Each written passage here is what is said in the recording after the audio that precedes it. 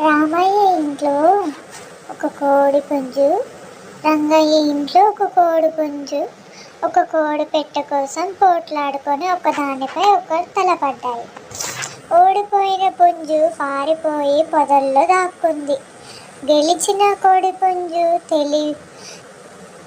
తెరిచిన గర్వంతో ఒక పూరిల్లు ఎక్కి బిగ్గరగా కుక్కరకో కుక్కరకో అని బిగ్గరగా అరవసాగింది.